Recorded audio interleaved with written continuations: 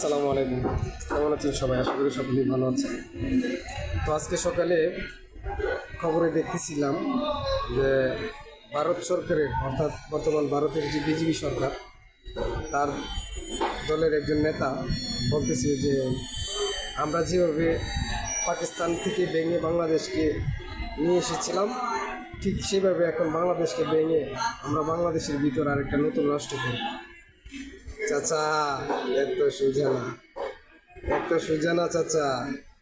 বাংলাদেশ আর এখন 2024 চলে, আসবা ম্যাডাম দেখাই দিবা, ম্যাডাম একবারে ঘুরে দিব ভিতর দিয়ে।